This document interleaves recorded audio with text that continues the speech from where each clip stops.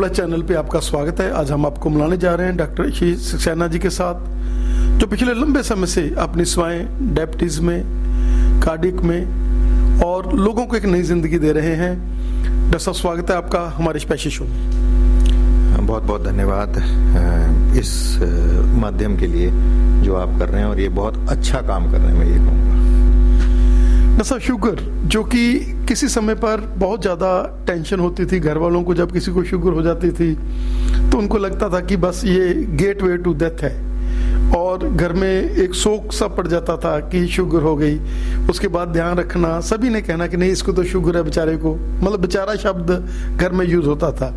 लेकिन आजकल शुगर इतनी ज़्यादा बढ़ चुकी है कि बेचारा तो हर बंदा ही हो रहा है। क्या कहना चाहेंगे कि उस समय पर, आज से 30 साल पहले और आज, ये अलग अलग क्राइटेरिया हो गए हैं? मैं एक चीज़ शेयर करना चाहूँगा। अभी पिछले साल ही मैंने एक स्टडी करी थी पूरे अक्रॉस इंडिया में, बड़े चौंकाने वाले रिजल्ट आए हैं। हमने करीब 15 अलग अलग हॉस्पिटल लिए थे। कुछ चेन्नई से थे, कुछ हैदराबाद से थे, कुछ दिल्ली से थे, कुछ लखनऊ से थे, यूपी से थे, पूरे इंडिया का रिप्रेजेंटेशन, एंड सारे टॉप एंडोक्रिनोलॉजिस्ट, कार्डियोलॉजिस्ट से। और जब हमने उस डाटा को स्टडी किया, ये डाटा मेरा अमेरिकन डायबिटिक एसोसिएशन में पब्लिश हुआ है, जिसमें मौका मिला था कि हम जाके वहाँ पे प्लेटफॉर्म प्रेजेंटेशन पे उनको बता सकें। यूके डायबिटीज़ में भी हमारा डाटा प्रेजेंट हुआ, अमेरिकन कॉलेज ऑफ फिजिशियंस में प्रेजेंट हुआ, RSSDI जो हमारी इंडिया की सोसाइटी है, research society for study of diabetes, उसमें पब्लिश हुआ। जो मैं बताना चाह रहा हूँ, जो चौंकाने वाले रिजल्ट हैं, 40 साल से कम उम्र वाले लोग, हमने 3 चीज़ें देखी। हमने देखा HbA1c जो 3 महीने के शुगर का एवरेज है, हमने पेशेंट का LDL कोलेस्ट्रॉल देखा, और हमने BP देखा। ये 3 पैरामीटर चेक किए हैं जो आमूमन हर डॉक्टर के चैम्बर में होते हैं। और इन 3 पैरामीटर्स में से 100% 3 पैरामीटर का कंट्रोल इस पूरे डाटा में सिर्फ 12% लोगों का था।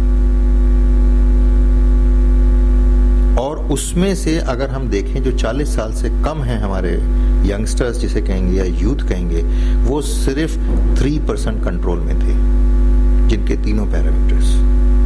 तो आप ये सोचिए कि आने वाले साल में जो 30 साल का है, जो 40 साल का है, जब वो 50 का होगा, 60 का होगा, 80 का होगा, तो वो कितने बर्डन के साथ चलेगा। उसके हार्ट में क्या प्रॉब्लम्स आएंगी, उसके किडनी पे क्या इफेक्ट होगा, उसके लिवर पे क्या इफेक्ट होगा। तो ये चौंकाने वाले रिजल्ट हैं। लाइफस्टाइल, अर्बनाइजेशन, काम अलग टाइम पे होना, नींद पूरी ना व्यस्त होना, कंप्लीट स्लीप नहीं आना, स्लीप पैटर्न्स चेंज होना, हर लेवल का स्ट्रेस अलग अलग तरीके की, इन चीज़ों ने बहुत दिक्कतें करी हैं। और ये सिर्फ हमारे शहरों में नहीं है, ये हमारे गाँव में भी है। तो ये एक अलग सा चेंज आया है जो पहले नहीं था। पहले था कि 50 की उम्र के बाद शुगर होती थी, अब शुगर की कोई क्राइटेरिया नहीं है। अब 70 साल की उम्र में भी शुगर पता चल रही है, और अब 20 साल में भी शुगर पता चल रही है। तो ये चीज़ है जिसकी लोगों को ज्ञान कम है। और जो आपने कहा ना कि शुगर हो गई तो ये अंत है, नहीं, मैं कहूँगा कि शुगर हो गई तो ये शुरुआत है कि आप एक अच्छी ज़िंदगी जी सकते हैं। क्यों? क्योंकि आप डॉक्टर के पास जाएंगे, आप टेस्ट कराएंगे, जो कमियाँ होंगी वो ठीक होंगी, और उसके साथ आप आगे बढ़ पाएंगे। आप एक्सरसाइज करेंगे, आप योगा करेंगे, आप जिम जाएंगे, आप हेल्दी लाइफस्टाइल लेंगे, हेल्दी खाना खाएंगे, तो एक पॉजिटिवनेस आएगा। जो चीज़ आप इग्नोर कर रहे थे, आप उस चीज़ को इग्नोर नहीं करेंगे। डॉक्टर साहब, आपके लिए ये बात मशहूर है कि जब हम आशीष सक्सेना जी से मिलते हैं, जो भी प्री डायबिटिक पेशेंट है, रिवर्सल ऑफ शुगर जो कि बहुत ही डिफिकल्ट थी, और जो आशीष सक्सेना के आज लंबी लिस्ट है उन लोगों की जिनको आपने शुगर को रिवर्सल कर दिया। क्या कहना चाहेंगे कि आपने जैसे इंटरवीन किया है शुगर को, और शुगर के साथ जैसे आपने अभी बात कही कि ये तो एक पॉजिटिविटी है, और वही पॉजिटिविटी आप पेशेंट्स को देते हैं, और पेशेंट्स में एक नया जोश आता है। मैं आपको बताऊं, इसको हम ना प्री डायबिटीज़ बोलते हैं। प्री डायबिटीज़ वो होता है जिसमें हम HbA1c 5.7 से 6.5 लेते हैं। 6.5 से ऊपर डायबिटीज़ आ जाता है। अब प्री डायबिटीज़ एक बहुत बड़ा खतरा है हार्ट डिजीज़ का। और प्री डायबिटीज़ की शुरुआत कहाँ से होती है? प्री डायबिटीज़ की शुरुआत होती है लिवर से, जिसको हम पहले फैटी लिवर कहते थे, उसको अब हम MFLD कहते हैं, मेटाबॉलिकली एसोसिएटेड लिवर डिजीज़। और डायबिटीज़ का रेमिशन पॉसिबल है। मेरे पास लगभग 1500 पेशेंट हैं जिनका मैंने फाइब्रोस्कैन करा है। उसमें से कईयों के रेमिशन हो चुके हैं, साल हो गए हैं, 2 साल हो गए हैं, वो बिना शुगर की दवाई के आराम से हैं। तो ये चीज पॉसिबल है, बशर्ते आपको उस प्रकार की डायबिटीज होनी चाहिए जो पकड़ी जा सके। आपको उस हिसाब से चलना चाहिए, उस मेडिसिन के हिसाब से, प्लस जो हम एक्सरसाइज बोलें, जो हम डाइट बोलें। कोई डाइट में ऐसा नहीं है कि ये नहीं खाना, वो नहीं खाना, नहीं, सब खाना है, बट तरीके से खाना है। और उस तरीके से अगर आप चलेंगे, अब मैं एक बड़ी अच्छी सी बात बताऊं, हमारे पास कुछ कंटिन्यूस ग्लूकोज मॉनिटरिंग मशीन्स आ गई हैं। मैं जो इस्तेमाल करता हूं उसका डाटा हम मोबाइल से देख सकते हैं कि आपने जो खाया उसी समय आपके मोबाइल पे आ जाएगा कि क्या शुगर है।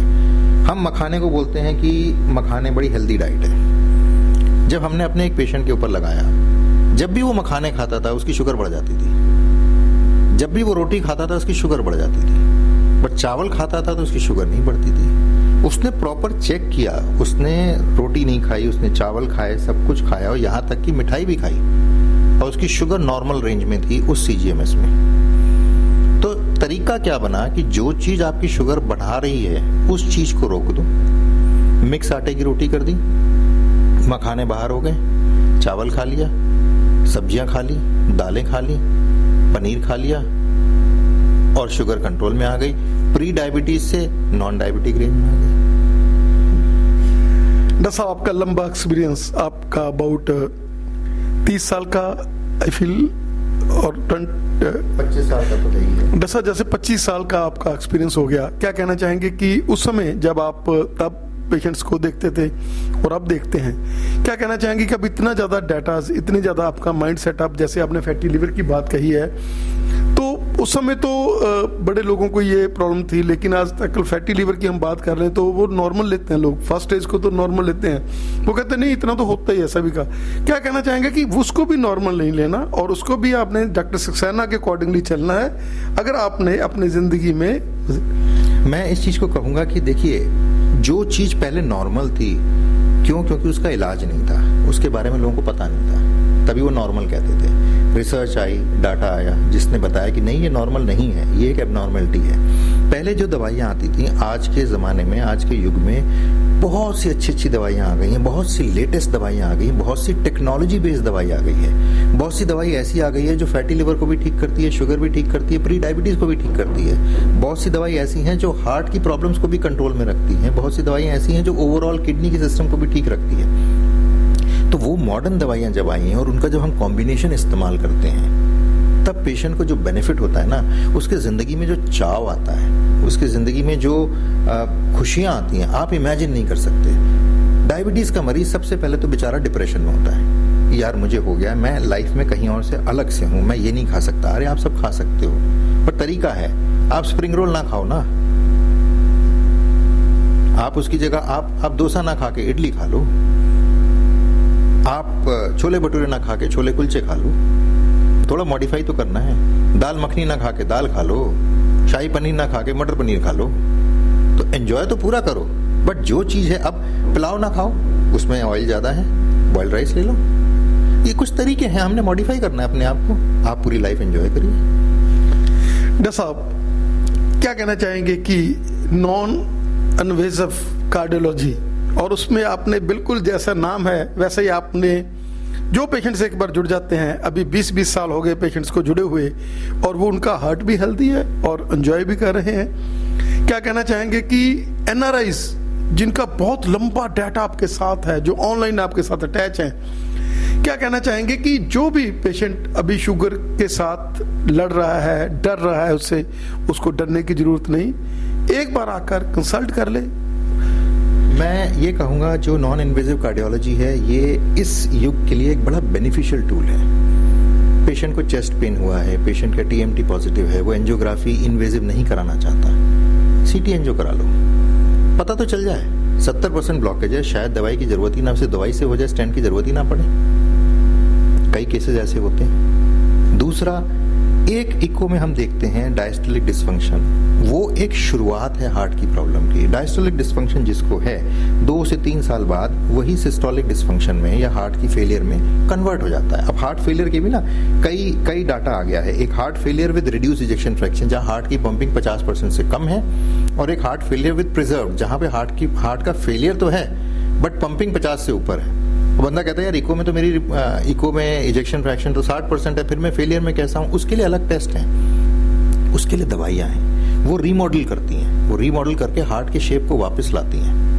ब्लड प्रेशर की दवाइयाँ हैं जो रीमॉडल करती हैं हार्ट को, उसको वापस अपने शेप में लाती हैं, प्रेशर को कम करती हैं, किडनीज को सेव करती हैं, ब्रेन को सेव करती हैं। अब कई दवाइयाँ हैं, कुछ कोलेस्ट्रॉल की दवाइयाँ होती हैं, कुछ खून पतले की हैं, दोनों मिक्स ना करें। खून पतले की दवाइयाँ इसलिए हैं कि ब्लड का क्लॉट ना बने, और कोलेस्ट्रॉल की दवाइयाँ इसलिए हैं कि कोलेस्ट्रॉल जाके नाड़ियों में जमे ना। दोनों अलग अलग चीजें हैं। अक्सर हमारे भाई बहन दवाइयाँ ये बंद कर देते हैं कि ये ज़रूरत नहीं है। नहीं, ज़रूरत है, क्योंकि आपको शुगर है और कभी शुगर ऊपर जाएगी, कभी शुगर नीचे जाएगी, तो वो तंग करेगी। वो तंगी ना करे, और अगर होती भी है ऊपर तो आप प्रोटेक्टेड रहें। भाई आप फौज में हैं, आप लड़ने जा रहे हैं जंग में, तो आप ये थोड़ी कहेंगे कि मैं अपना ढाल बाद में लेके आऊंगा। वो तो आप पहले लेके चलेंगे और फिर आगे बढ़ेंगे। डॉक्टर साहब, you are an institution, you have long datas. हमारे दर्शकों को इतना अवेयर करने के लिए हम लोग इस कड़ी को आगे बढ़ाएंगे। ये सेकंड फिर आपके साथ हम अटैचमेंट करेंगे, आपका हमें समय देने के लिए और इतनी ज़्यादा जानकारी बढ़िया देने के लिए। जैसे मेडिसिन्स की आपने बात कही कि मेडिसिन्स आजकल इतनी ज़्यादा बढ़िया आ गई, जैसे रिवर्सल की बात कही, शुगर रिवर्सल बहुत डिफिकल्ट है, जैसे आपने 1500 लोगों के डेटा की बात कही है, और जैसे आप सेवा कर रहे हैं, जो भी दर्शक इस चैनल के माध्यम से देख रहे होंगे वो मुझे उम्मीद है कि बहुत ज़्यादा इसका लाभ उठाएंगे। आपका हमें समय देने के लिए बहुत बहुत धन्यवाद। मैं यही कहूँगा, live healthy, smile healthy, be healthy and spread positiveness. ये बीमारी अंत नहीं है, ये शुरुआत है आपके एक अच्छे जीवन के लिए। Be positive.